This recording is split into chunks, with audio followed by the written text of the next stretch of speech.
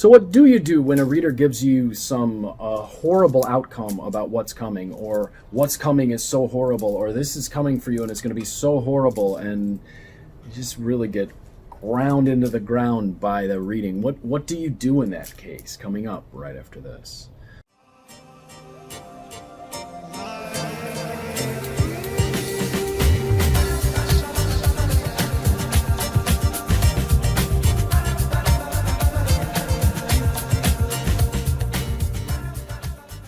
All right, good afternoon. This is Lucky Links. Every once in a while, I get something happen with a client, and sometimes it's a regular client. Sometimes I'll get a regular client, and things will be going along really well, and then all of a sudden they disappear for a while, and then they come back, and they're all freaked out, and I'm like, what happened? And they're like, well, I went to this other reader, and he told me this horrible thing, and I'm like, and it's funny because then you look back on all the readings you had with them, and you see.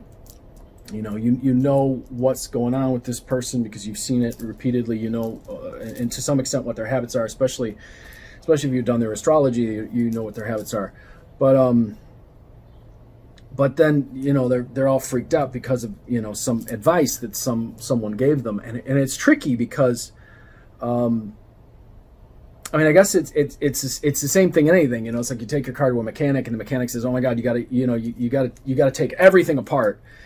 And then you go to another mechanic, and they're like, no, you need a new filter, you need a new air filter, and everything runs fine, and then, or you go to a doctor, and the doctor says, well, you need this, and this, and then someone else says, no, you need to stop eating spaghetti, and everything, and then suddenly everything's okay. And, I've had several occasions in my career where and sometimes it was a regular client, sometimes it was someone who was a new client, where they came to me and they said, oh my God, they said all these horrible things were happening. And I look in the oracles, and I ask the gods, and I look at everything, and I go, what the hell is where do they even get this? There's nothing in here like this. And the answer is purification. And this is really tricky. This is really tricky. And I've been talking about this idea a lot, but I've seen it now. When we doubt ourselves, when we think less of ourselves, when we want things to go horribly wrong for ourselves for whatever reason, because it's our karma, it's our habit to not want the best for ourselves, or our habit to, we will sometimes be put in a situation where the worst thing that could possibly happen to us happens to us to wake us up and shake us up. Is sometimes you're in a situation where you don't trust yourself, and the most horrible thing happens because you don't trust yourself, and then you go, oh my gosh, I'm never going to do that again, right? And you think, wow, that really shook me up and made me really think about things in a whole different way. Well, sometimes when people are in a situation and they'll go to a psychic, what the psychic will tell them or mirror are the very worst things that could happen to the person that the person is fearing themselves. And what's happening in this space, this very magical, interesting space that we're in, is that tendency to want those things for themselves, that tendency to expect those things for themselves, that tendency to actually force those things on themselves starts to show up in these situations. So it's almost like the space is saying, how badly do you want to suffer? Because it can get real bad. Or do you want to actually start to claim your own power, or do you actually want to start to see and think or feel better for yourself?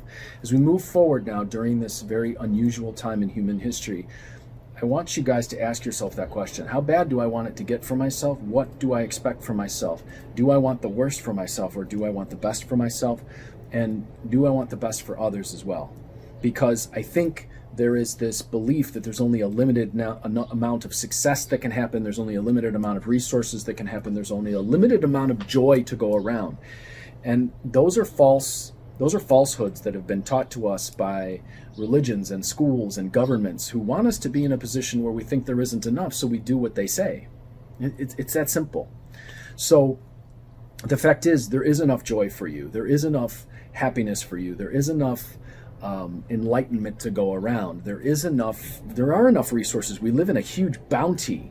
This planet is nothing but a garden of endless resources, and yet we've been convinced there isn't enough. So when we find ourselves in a situation where the psychic says, oh my God, things are going to get really bad, sometimes it is the case. Sometimes things are going really bad. Then you can say, well, wait a minute, what's making it go bad? What's the habitual pattern that's making it go bad? And if they can say, well, this is the habitual pattern that's making you go down this road, well, then you've got something. You go, okay, wait. I keep getting involved in these bad relationships because something is trying to wake me up to what I'm really trying to be here, which has nothing to do with relationships. And if I actually pursue this other path, relationships will start to smooth out for me. Okay, well, then now there's something to work with. But if someone says, well, you're destined for this horrible thing, and that's it, just because you've got to suffer, there's no reason for you to believe that you're here just to suffer. And there's no reason for you to believe that you're here just to be oppressed or just to go without. Now, it may be a karmic pattern. Maybe lifetime after lifetime after lifetime you've gone without, or you've gotten sick, or something's happened to you over and over and over again. So at this point in this life, same things happen again because it's your habit for that to happen. But what you do then is you don't look at this as a condemnation. You don't look at this as a, well, you got to suffer and it's all going to go bad for you. You look at this as a, well, what's the habit that's gotten me here?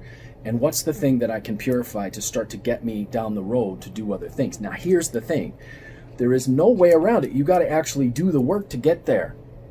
But it's much better than relinquishing all power over your life and saying, oh, I'm just going to suffer and can continue to suffer until it gets so bad that I'm forced to start to do what's right for me anyway.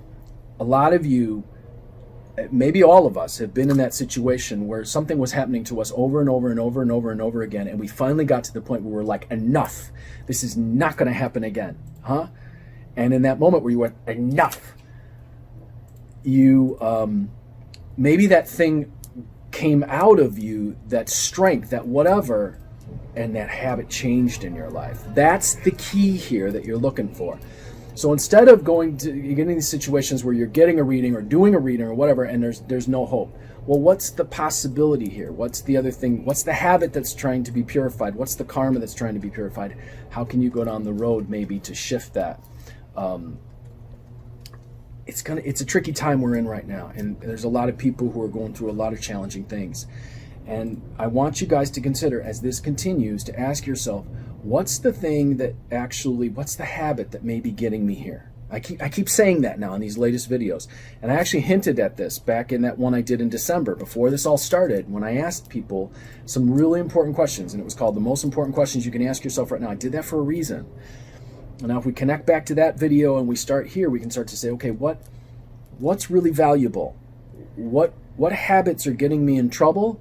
And how can I start to recognize in me what's really valuable and those habits that are causing these difficulties in my life? And then you got something there. So if you're getting a reading, what I encourage you to do is get a reading where you ask the person, okay, well, if this is coming and this bad thing's coming, what are the habits that need to purify? Or what's the karma that needs to be purified in order for me to either mitigate that, change it, or go in another direction entirely? I'm Lucky Links, as always, wishing you success and good fortune in all that you do. If you would like to investigate any of these ideas in a reading, we can do so. Hey, I have moved into a new arena in terms of Khil Khors. I'm now doing what are called the Crystal Mirror. The Crystal Mirror is an advanced Khil Khor where I can see in excruciating detail what's going on in the situation. And then what we can do is I can employ specific bond process to start to change things in a certain area of your life. Now, when that happens, it doesn't change your karma, but it can change the circumstances. And on a lot of times, it may give you the breathing room that you need to be able to make another shift that you need to make. Okay, so that's a possibility. So if you want to get your crystal mirror done, or Khil Khor, a crystal mirror done, or you want to get a reading, or you want to get your Tibetan Astrology Chart done, contact me, 779-302-8009, or conjurehope@gmail.com. Those of you who do playing cards, hey, the advanced playing card class is a lot of fun. I have them doing some of the most wild, weird, and unusual exercises to get themselves out of the way to become better readers. If you'd like to take that class, it's going on right now. Contact me. Or if you'd like to take any of my other classes in tarot, Lenormand, crystal ball reading, or Mexican Loteria, 779-302-8009, or conjurehope@gmail.com. There is more going on than just you're here to suffer. I want you to remember that. I think it is one of the most cruel things the people have been taught is that we're here to suffer. Or the other side of it, I think that's just as cruel, is you don't have to do anything and everything's going to be great for you in the end. It's not necessarily the way it works. You guys have a fantastic week, and I'll talk to you soon.